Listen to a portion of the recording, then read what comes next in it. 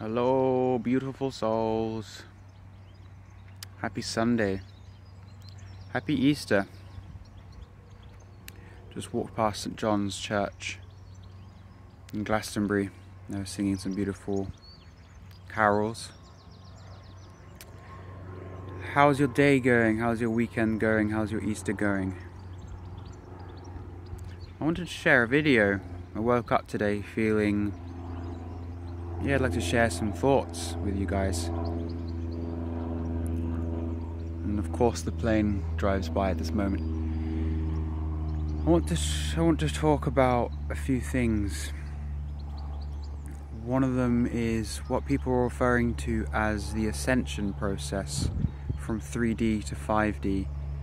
And this is something that has been discussed around me for the past few years while living in Glastonbury.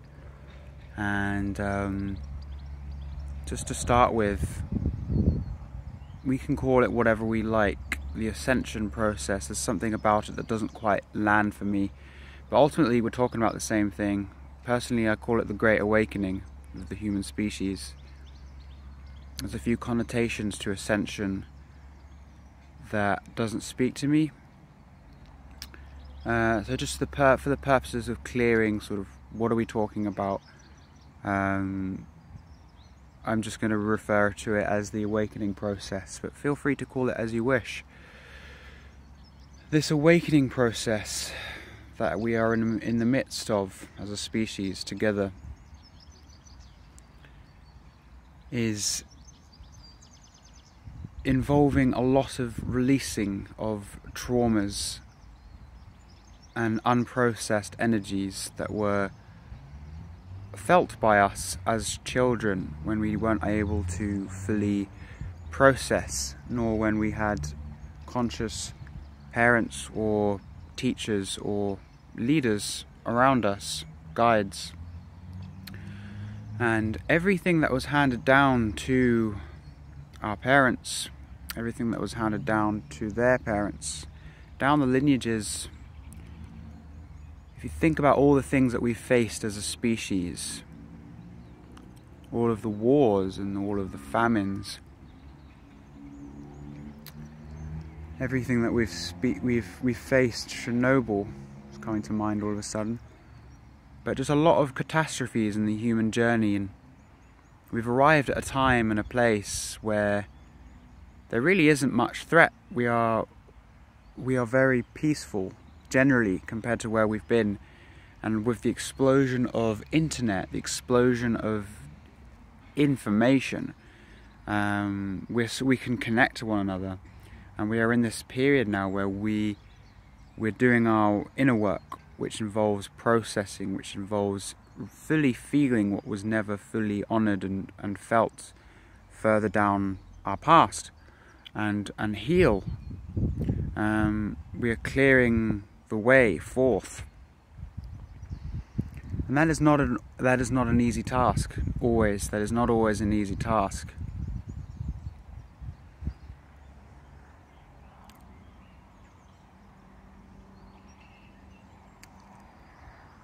Many light workers are being called to start stepping into their role as light workers, to do this work, to facilitate this collective rites of passage we are embarking on towards the new world, the new earth, peace, living in harmony with ourselves, with the world. We are setting things right. Now that isn't always a comfortable experience. That can be very painful. Feelings that were never felt, tears that were never cried, and what's really coming through is just stay with it, stay in the heart, clear the heart, open the chakras. The heart's a big one. So you might say, well, how do I stay in the heart when I've got such a broken heart, when I've got such a wounded heart? Focus on going towards your heart. Allow the world to facilitate your healing journey. Now, if you received a wound from your past directly through something that happened in your past that hurt you, or whether it was indirectly just passed down the generations to you, that creates a deficiency in your energy field. So let's say, for example, you didn't feel loved as a kid. That affects the energy field that you embody. And life is sort of like a call and response. So if your energy that you're operating on is this sense that I'm unlovable because I was never loved as a child, then life will facilitate that story and it will show you what it is like to not feel loved. And it will recreate these same patterns for you to learn and to clear that wound. Now, people often think that, well, I must be, following on from this example, I must be unlovable because nobody seems to show love to me. There's a common misunderstanding that the external world informs the internal world. There's a paradox in this.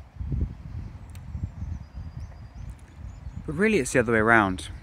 The beliefs that we believe in and the thoughts we think of ourselves, this is all encapsulated in our energy field. And that is sending out a signal to the universe. And the universe responds. And the universe will always respond with an experience that you can use as a medium to infuse with medicine or with poison. So let's say you keep on attracting these experiences where people don't show you love. It's like, why do people not love me? Well, so you look at the experience, you allow it to fully be present in your experience, this constant pattern. You give it your love and you give it your full attention, you give it your curiosity. What is there to learn from this experience? And yes, it does hurt. It will hurt, these things, sometimes, depending on what it is. The heart is a very delicate space, organ, chakra. A lot of closed off feelings. A lot of our chakras, our power points, have been closed. And that is having a very serious repercussion on our lives and those around us, how we act in the world.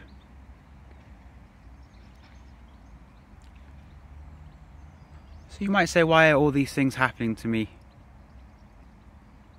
And they're not happening to you. They are happening by you. You are creating this. You are sending out a signal, and the signal is like, I hear you. Message received. I shall make it done. We shall facilitate this belief that you are that you are believing in, this energy that you are radiating.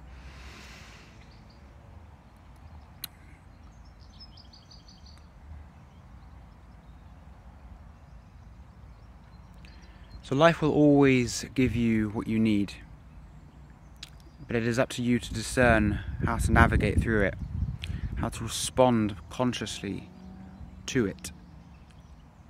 For it is, if you will choose to do so, a means of you to see yourself and heal yourself. So, with that being said, are you able to look around your reality and see medicine flowing towards you, everything, teaching you? Allow it to come towards you, even if it is painful. And maybe just doing this in this moment, just closing your eyes and scanning your awareness. Maybe it's feelings. Maybe it's thoughts. Is there some discomfort? Is there pain? Is there sadness? Is there something that's taking away from peace?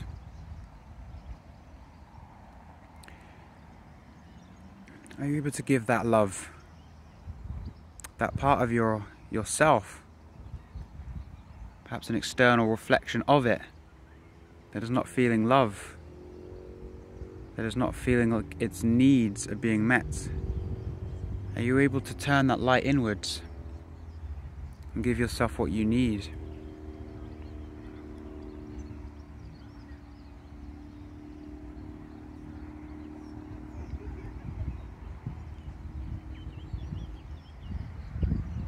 In doing so, in practicing that, you will find deep compassion and deep love for yourself. And where there is deep love for yourself, there is abundance of love everywhere that you look out at the world, love everywhere you see. So the heart is essential. We do our work on our heart. We allow the medicine to flow through the heart. We allow the sadness, we allow the grief to flow through the heart, surrendering to the process. My shaman always used to say, surrender to the medicine, look inside, breathe, trust. What is the medicine trying to show you? You would also say that even outside of ceremony, I remember at the end of the 10-day ayahuasca dieta, 5 ayahuasca ceremonies, at the end he said, you've done the work, but now the real work continues. There is no reason why, just because you've left a retreat or a ceremony or a dieta, that the work should stop. There's absolutely no reason why it should stop. As long as there is a willingness to serve humanity as a vessel in which, for all of the unprocessed sufferings and pains from our past and the human past, to flow through you, to be released, to be honoured, to be set free, and in doing so, setting yourself free.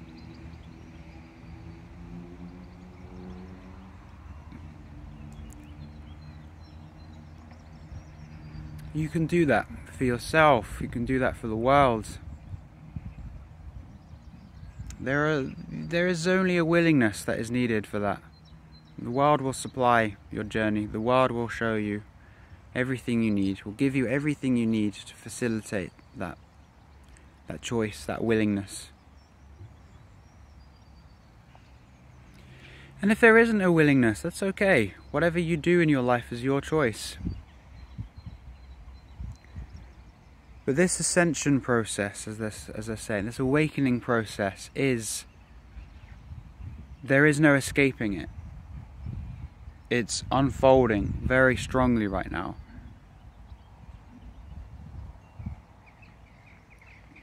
And it's affecting us all individually, very, very uniquely. We all have very unique upbringings, different karmic trajectories, and the texture of our lives is very different. We're all on the same road, just a different version of it. So we're not alone in that.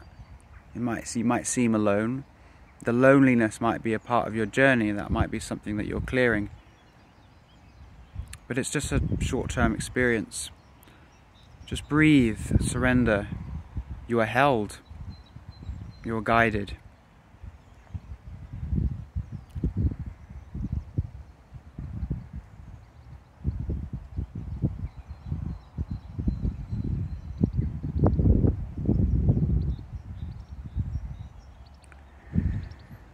It doesn't have to always be, because I've fallen for the trap of like, oh, I've got to do my work, I'm not good enough, got to do my work, I'm not good enough, got to do my work.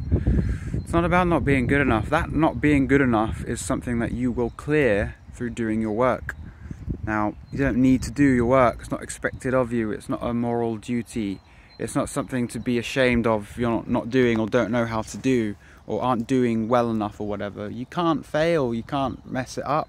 It is, as long as you want to do it, just learning to trust in the process is a big one. Surrender, learning to trust, then you're taken care of. And yeah, like I say, you'll face what you need to face on your path.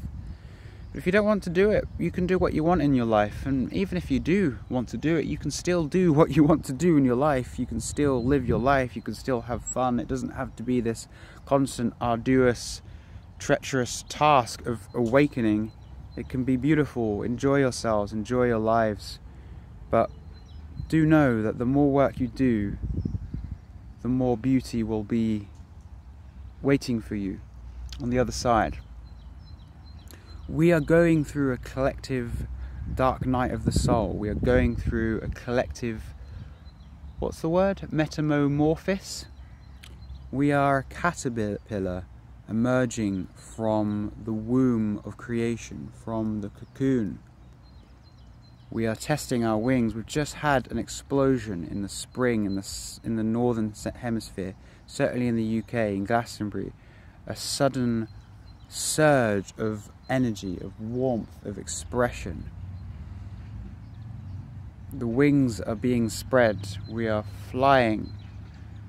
We are preparing for takeoff. We are surrendering. We are doing our work.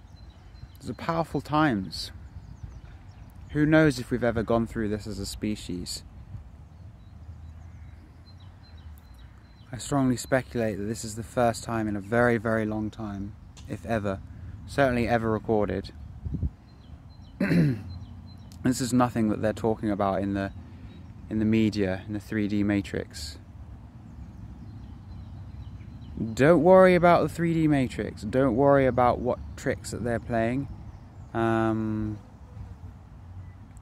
It's not there to inform you, it's there to keep you stuck. It's there to trigger you, it's there to keep you afraid, locked into fear. Don't worry about what they're planning, don't worry about what they're doing. It's dwindling away, it's on its last limbs. It's a bit like a dog in the corner, backed into a corner. It might be might pounce here and there, or like a squirrel. Focus on you, stay in the heart, do what you got to do, bring in your gifts into fruition, know yourself. Don't worry about what the Matrix is doing. It might poke you here and there. It might still affect your life. It's not real. It's only in the mind. The Matrix isn't out there. It's in here. The implant to the Matrix is in here.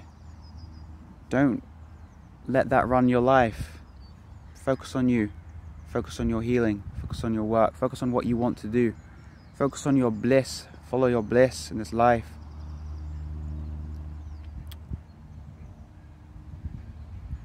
Don't fall for the tricks of the Matrix.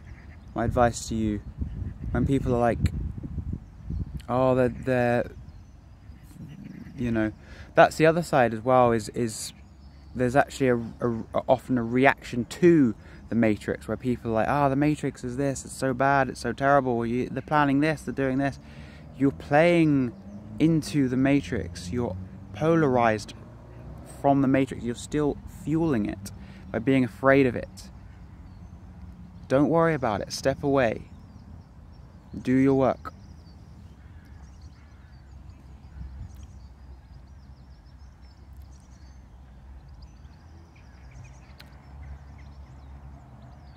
Do your work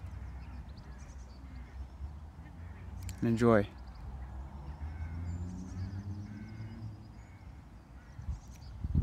Alright, I think that's everything that I want to share. Just thought I'd open up. I've just deleted my social media, deactivated it to get away from that energy.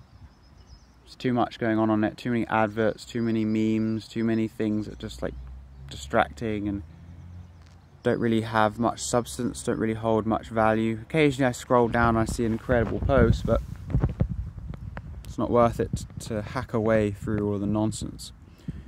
Which is a shame, because now I feel slightly disconnected, but I think we're going to find another way of sharing these messages. So yeah, sending you guys so much love, many, many blessings to you all, and I look forward to seeing you guys soon. Big hug. So much love from me to you. Bye for now.